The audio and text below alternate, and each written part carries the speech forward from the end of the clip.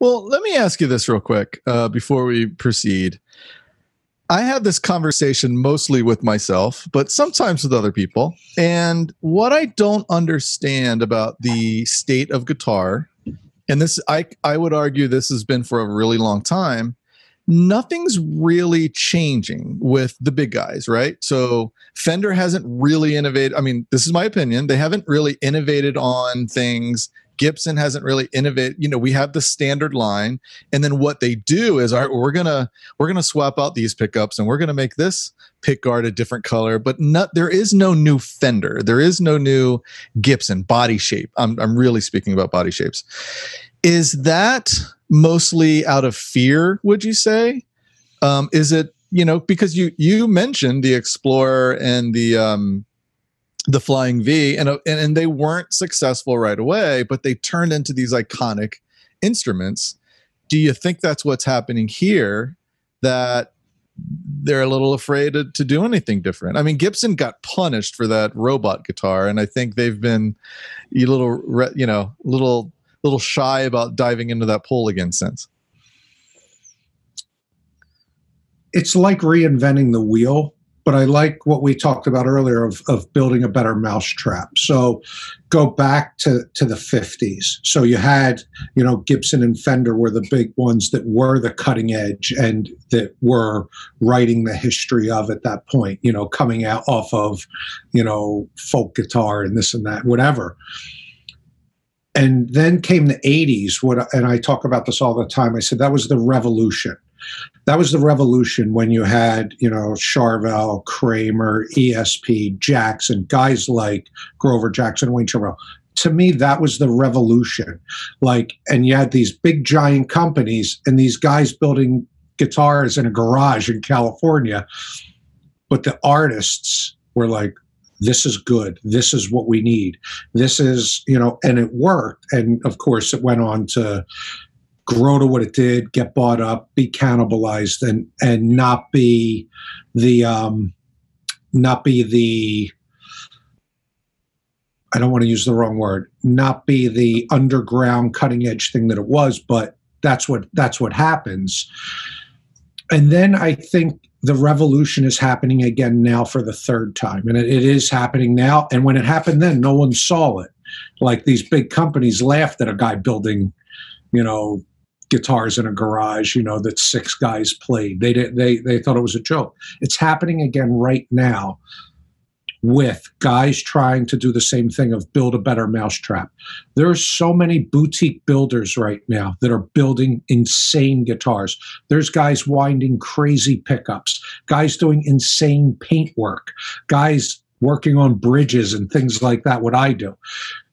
Just trying to build a better mousetrap. And as far as reinventing the body shapes, you know, you see stuff come out all the time, and for me, not much grabs me. You know, everything stays within that realm. You know, Strat, Les Paul, Tele, Explorer, Star Body, you know, weird shape Strat, weird shape Les Paul, Juniors, that type of thing. The bodies kind of stay the same. Yeah. Maybe they'll twist it a little. Do you think that's because that's what we want fundamentally? I mean, because you look at the Steinbergers, the Parkers, they had a place in time and then they kind of went away. I think it's a combination, and that's a great point. And Parker and Steinberger is a great point. Here were two new tools, completely different. And did they go away because people didn't want it enough?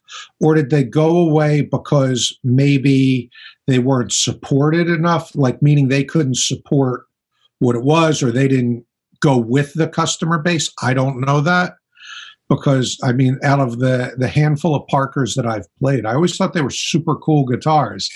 They were innovative in one area and might have lacked in another, but maybe they would have come along and filled in that lack spot. But yeah. And same with Steinberger, was a little trickier. I loved the playability and feel of a Steinberger. I thought a trans trim was cool and different, totally different tool to do a different job than either a locking tremolo or a traditional Strat style tremolo. Another way to skin the cat. maybe it was too much for people to digest. It was complicated. It was complicated. It was expensive. It wasn't readily available. You couldn't find strings on every corner like you can for anything else. And if you did have a problem, you'd have to find Jeff Babbitt somewhere. And yeah, right. Yeah. So why didn't it go all the way? I can't answer, but was it good enough? I think it was cool. I think it has its place. You know, I guess the question is the big two, Gibson and Fender. In my opinion, it doesn't seem like I agree with you. I think there's tons of boutique and independent guitar builders that are doing awesome things. I just don't see the big two doing that. And it's interesting. I mean, you can look at PRS and, you know, it's funny, but that same friend, one of our guitar, so I'm in DC, not far from you, right. But one of our guitar safari days, we went to the PRS factory and they were so cool. And we were in there and towards the staining area, there was a Strat. And at the time, this was maybe 5 years ago, there was no Strats, you know, they have their body style. I'm like, what's that all about? What's that Strat here for? And it was like in prototype shape. And he's like, I probably shouldn't even say this, but that's John Mayer's prototype. We're building him a guitar. I said, you're building him a Strat? And he's like, yeah. Now, of course, they got beaten up for that, but I think it's a great guitar. Everyone else makes a Strat copy. I don't know why they got so much shit for it, but just in my opinion, the big two have not kind of moved the nut, you know, down the road a little bit. I can't answer for them. And that is big business. And it becomes as much or more about business than it does about being creative and artistic and passionate. Passionate is key about what you do and delivering maybe the best thing instead of the most profitable thing. And again, I'm not answering for them. Yeah.